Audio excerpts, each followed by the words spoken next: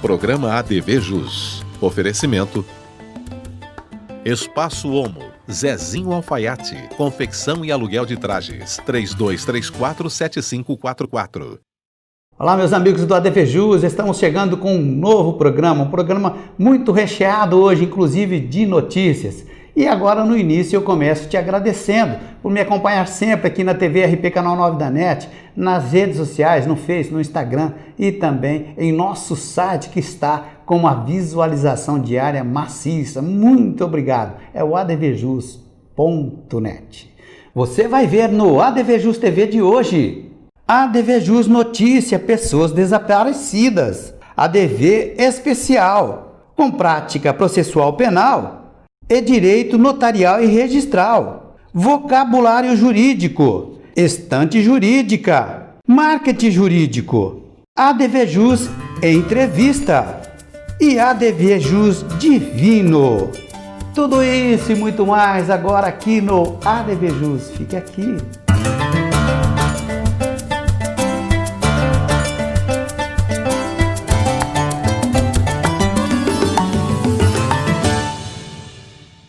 Ok, iniciando, portanto, o nosso ADV Jus TV de hoje com uma notícia bastante triste, evidentemente que é do universo jurídico, mas é uma notícia bastante triste, é com relação a pessoas desaparecidas. E olha, a gente já ouviu falar e sabe muito bem que cerca de 250 mil pessoas desaparecem todos os anos no Brasil. É muita gente, né? Acredita-se que em torno de 40 mil desses 250 sejam menores de idade, o que fica sendo ainda pior, não é mesmo? Aqui a gente quer destacar que essa lei, a Lei 11.259, ela estabelece que a busca de menores desaparecidos seja realizada imediatamente após a notificação aos órgãos competentes. É que tem aquela conversa, né, de aguardar 24 horas, mas aí no caso de menor, principalmente de criança, quanto antes localizar, quanto antes começar as buscas, melhor. Legal, agora com imensa satisfação eu recebo para participar aqui do nosso ADV especial, falando de prática processual penal, o Dr. José Ricardo Romão. Seja bem-vindo, doutor. Olá, amigos do ADV Jus e a todos que nos assistem. Desde já é um prazer da sua companhia e da sua audiência. Em tempos de pandemia, com crise econômica, com desemprego, vários amigos e clientes nos perguntam, quase que diariamente, acerca da obrigação do pagamento da pensão alimentícia e as suas consequências ante o inadimplemento e a falta de pagamento. Em primeiro lugar, é importante dizer que a pandemia por si só não é um motivo que suspende o dever da obrigação alimentar. A pessoa só fica desobrigada ao pagamento da pensão com uma decisão judicial de exoneração ou de redução desta pensão. E aquele que deixa de pagar a pensão alimentícia pode arcar com as consequências de uma execução de alimentos, que pode culminar inclusive com a sua prisão civil, como uma forma de forçar ao pagamento, ao cumprimento da obrigação alimentar. Mas o que alguns não sabem, o que alguns desconhecem, é que a falta de pagamento da pensão alimentícia também pode gerar um crime previsto no artigo 244 do Código Penal, que é o crime de abandono material e tem uma pena de detenção de 1 a 4 anos. Esse crime prevê que aquele que deixa de pagar a pensão alimentícia judicialmente acordada, majorada ou fixada, ela pode incorrer nas penas desse crime, do artigo 244 do Código Penal.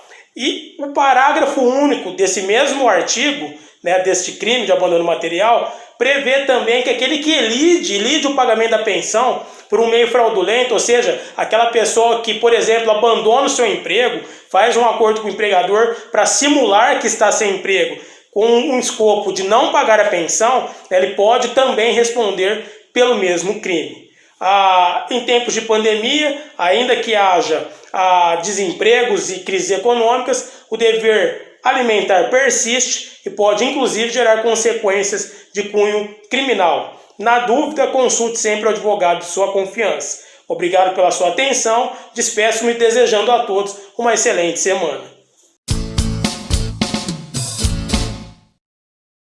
Legal. Meus amigos, agora vocabulário jurídico. Hoje não é bem jurídico, mas é uma palavra que está aqui dentro do contexto do nosso programa de hoje. Você sabe o que quer dizer biltre?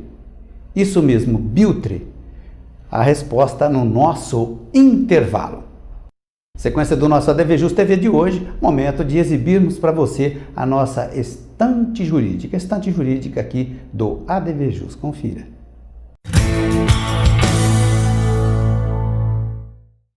A estante jurídica do ADVJus TV de hoje destaca a seguinte obra: Acordos Criminais. Acordos criminais, justamente porque urge ser inaugurada no Brasil uma era da justiça criminal consensual. É o que sugere o autor da obra, Francisco Dirceu Barros. Editora JH Mizuno. É mais uma obra para retirar da estante e conferi-la.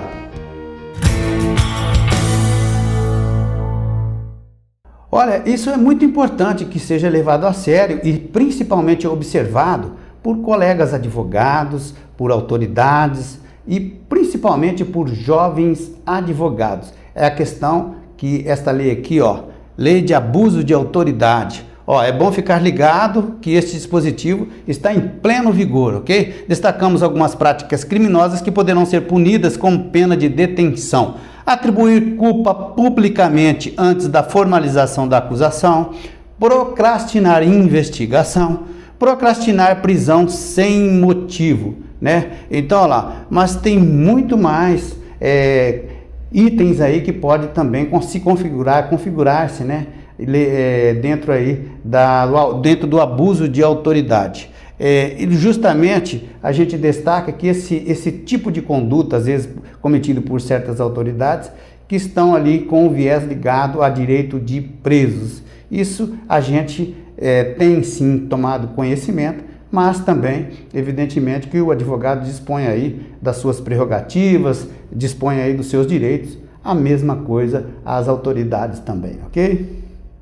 Agora chegou aquele momento da gente chamar aqui no ADVJus TV mais um ADV especial.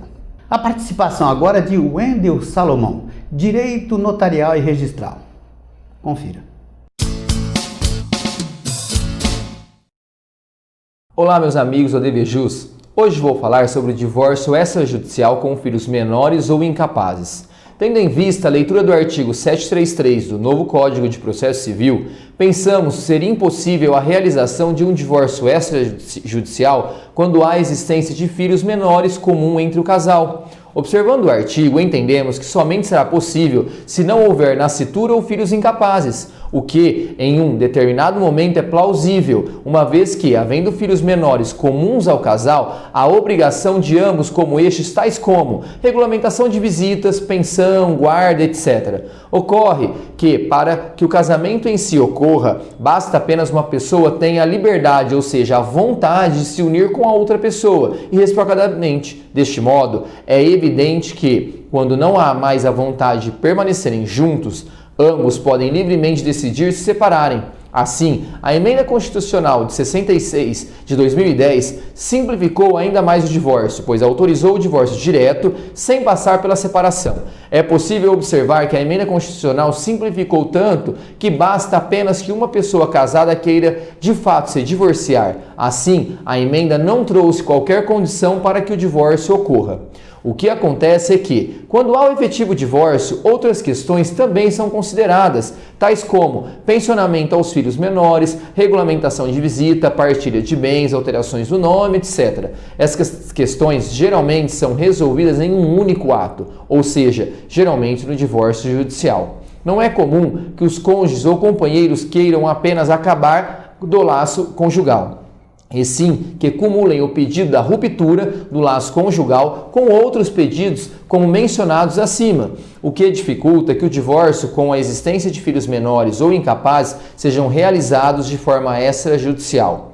Assim, é possível que o divórcio seja realizado extrajudicialmente, contudo, as demais questões e interesses indisponíveis dos filhos menores devam ser realizadas judicialmente e comprovadas ao tabelião. Destaca-se que há a possibilidade de regulamentar todas as questões relacionadas aos filhos menores judicialmente e com a decisão judicial ir até o cartório de notas e proceder com a realização do divórcio e partilha extrajudicial. Assim, também é o que diz o provimento 40 de 2012 do capítulo 14 das normas de serviço da Corregedoria Geral de São Paulo, que, se comprovada a resolução prévia e judicial de todas as questões referentes aos filhos menores, guarda, visitas e alimentos, o tabelião de notas poderá lavrar escrituras públicas de separação e divórcio consensuais. Meus amigos, por hoje só. Um abraço, nos vemos em breve. Até logo!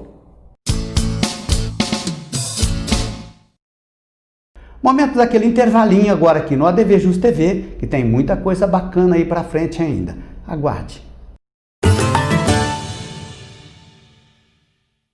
Arcângelo Imóveis. Venda, locação e administração. Compromisso e confiança. Arcângelo Imóveis.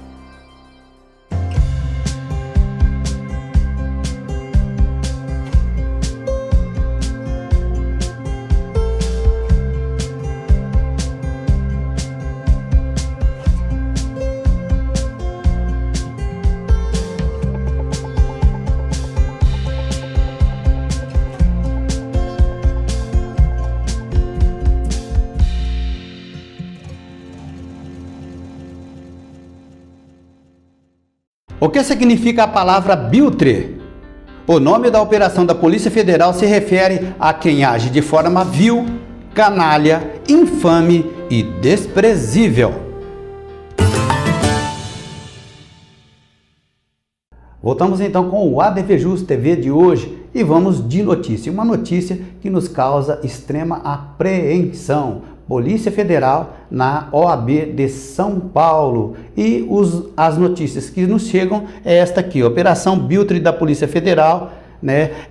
No último dia 17, terça-feira, essa Operação Biltre para apurar crime de corrupção na OAB em São Paulo.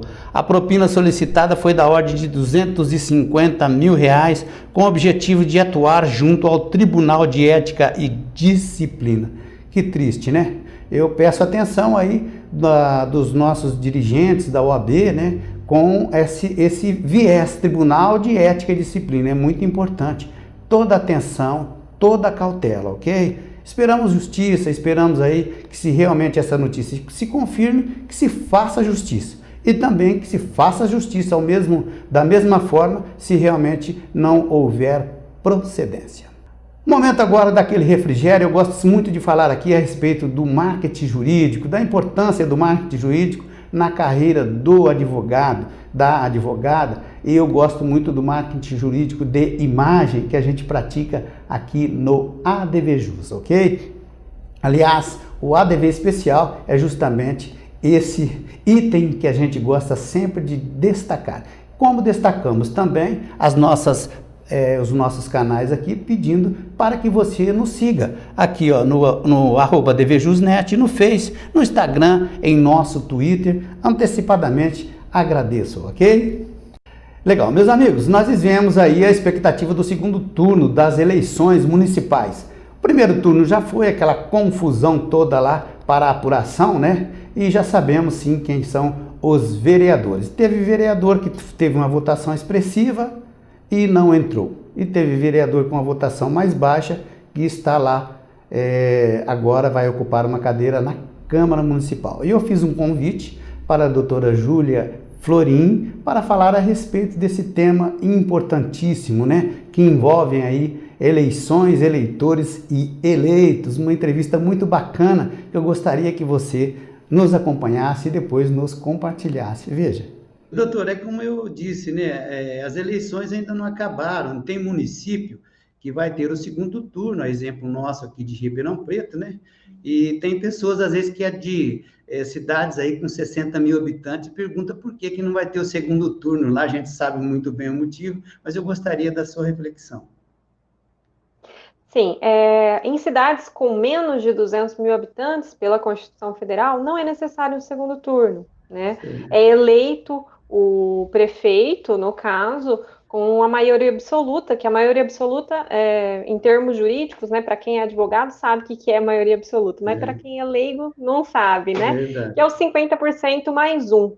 Né? Então, para cidades maiores de 200 mil habitantes, é necessário 50% mais um para que seja eleito em primeiro turno. Do contrário, é feito o segundo turno. Né? Os sistemas representativos, que é o majoritário, né, que existe, né, que faz a eleição dos senadores, prefeitos, presidente e governador, exceto para caso de senador, né, não tem segundo turno, mas os outros cargos a gente vai ter aí segundo turno se não atingir a maioria absoluta. Será que se a gente tivesse aqui na nossa, né, no nosso querido Brasil, na nossa legislação, a desobrigatoriedade do voto, será que seriam também esses números aí, ou será que menos gente ainda será que iria votar?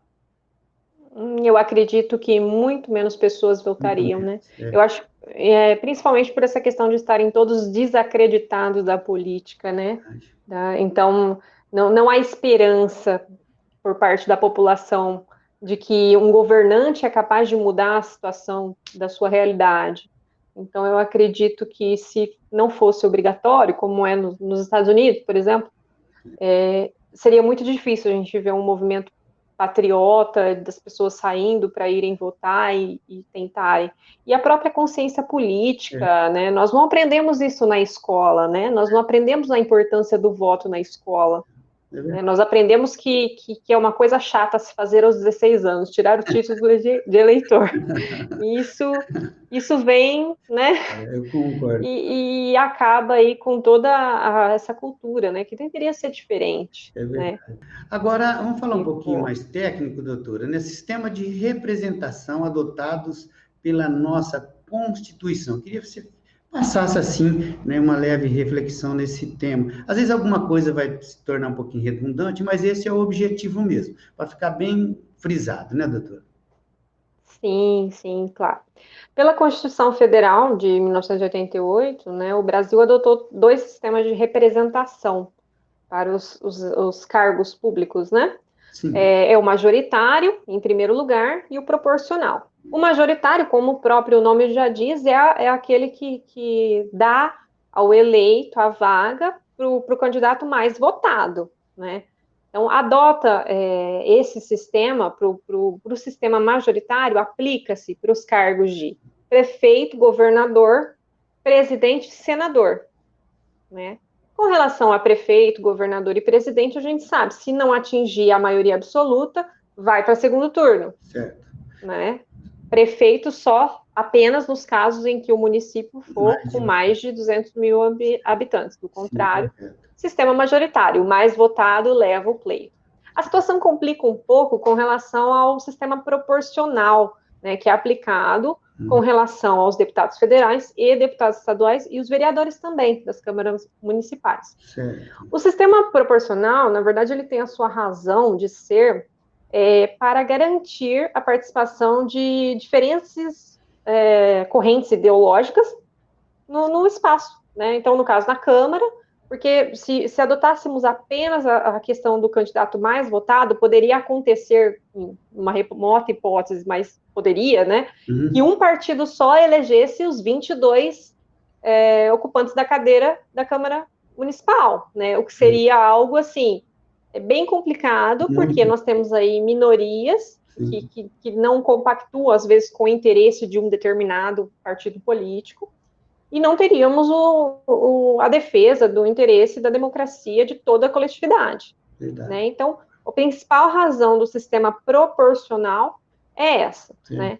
E ele se diferencia do majoritário porque ele considera o número dos votos válidos, né, para conseguir aí, para que as pessoas consigam o cargo, né, no caso vereador ou deputado federal e deputado estadual, né. É feito um cálculo aritmético, né, uma conta matemática, né, onde o número de votos válidos é dividido pelo número de cadeiras, né, e aí obtém-se o quociente eleitoral. Né? O quociente eleitoral, por sua vez, né, ele deve ser, para a gente poder descobrir também, ele deve ser dividido considerando as coligações e os partidos políticos. Porque a gente tem que descobrir tanto o quociente eleitoral quanto o quociente partidário para definir exatamente o número de vagas, né, considerando o número de pessoas, o número de candidatos que foram eleitos, que têm votos consideráveis dentro daquele partido, né? O que pode ser falado, né, assim, com relação, evidentemente, o que a senhora está falando aí, que envolve os cálculos, né, porque o pessoal está mais acostumado a ouvir a respeito do quociente eleitoral, mas existe também o quociente Sim. partidário. E essa Partidário, sim. como que podemos fazer? O quociente eleitoral é para a gente descobrir o número de cadeiras que serão conquistadas Sim, por cada partido, de acordo com os números de votos válidos. certo. Então, assim, para descobrir o quociente eleitoral, a gente divide o número de votos válidos pelo número de cadeiras. Certo. Isso desprezando os votos brancos e os votos nulos, né? Então, por exemplo, eu fiz aqui um exemplo, né? Só para poder elucidar, né? Em um município de 250 mil votos válidos e 22 cadeiras, o quociente eleitoral é de 11.363. Certo. Assim, cada partido ou coligação, ele vai eleger tantos vereadores quantas vezes atingir esse número de votos. Certo. Então, um partido, no caso aí, por exemplo, se a gente pegar um partido, eu fiz aqui um exemplo, com 135 mil votos, se a gente dividir pelo número do quociente eleitoral, que é 11.363, vai dar em torno de 11 cadeiras para serem ocupadas por esse partido, né? O quociente partidário é o que vai definir, né, a quantidade mínima de cadeiras preenchidas pelo partido ou coligação. Por partido. Isso. A conta primeiro é o quociente eleitoral. A gente descobre o quociente eleitoral. Quociente eleitoral, número de votos válidos dividido pelo número de cadeiras, né? Com esse quociente eleitoral, a gente faz a conta do quociente partidário para descobrir quantas cadeiras cada partido vai ocupar na Câmara. Certo. Pela alteração de 2015, que teve no Código Eleitoral, estão eleitos os candidatos que obtiverem votos em número igual a 10% do quociente eleitoral ou superior. Então, por exemplo, eu tenho um quociente eleitoral, no meu exemplo que eu fiz aqui, de 11.363. Então, eu teria aí 1.163 votos. Certo. No mínimo, o candidato teria que ter ou mais para ser eleito. No mínimo, ele teria que ter 1.600 votos. 1.300,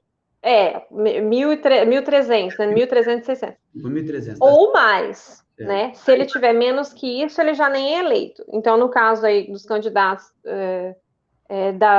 de vereador aqui da cidade de Ribeirão Preto, candidatos com votos inferiores a isso não seriam nem considerados para o pleito. Né?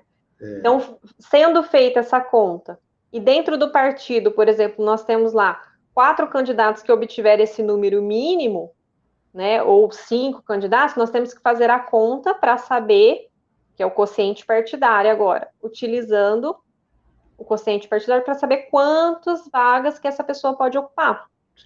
Né? Então, assim, é uma conta complexa, mas é uma conta que vai definir o número de cadeiras ocupadas por partido, considerando a quantidade total de votos obtidos por aquela coligação ou por aquele partido. Eles consideram um sistema mais justo, né, para fazer essa divisão, né, para realmente garantir essa participação de todos as ideologias políticas existentes numa cidade, né, no próprio estado. É uma tentativa de aglutinar, né, doutora, de dar chances, né? Doutora, o que mais que a gente pode deixar consignado aí para o pessoal que vai fazer essa breve pesquisa de direito eleitoral com a consultoria da doutora Júlia? Eu acredito assim, acabada a campanha, muita gente deve estar pensando, né? O que eu tenho que fazer para os próximos passos? Talvez tentar aí uma nova candidatura, né? Porque as pessoas. Tem gente que realmente quer essa vida política, né? Quer trabalhar nessa área e tudo mais, fazer pelas comunidades. Tem gente que vê a política como carreira, né?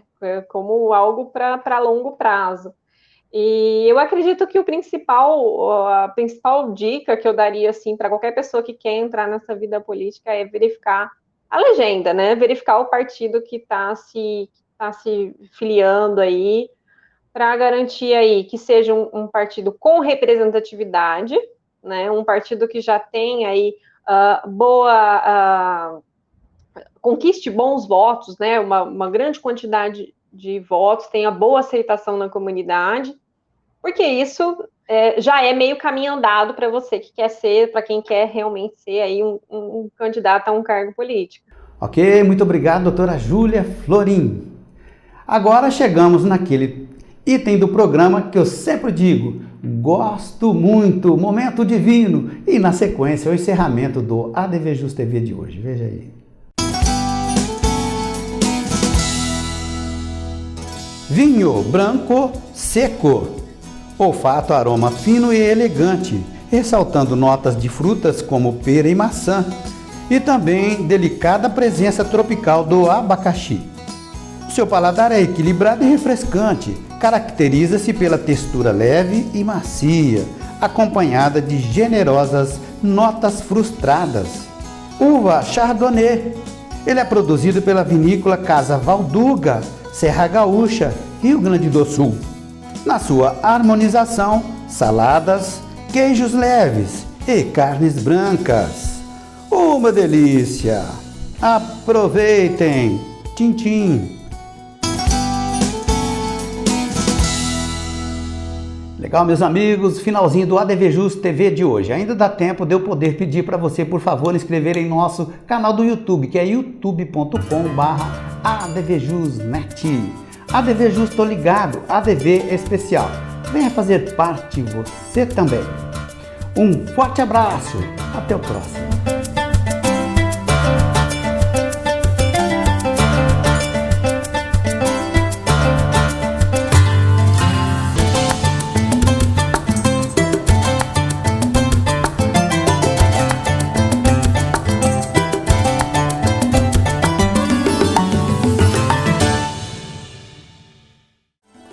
Programa ADVJus. Oferecimento Espaço Homo, Zezinho Alfaiate, confecção e aluguel de trajes, 32347544.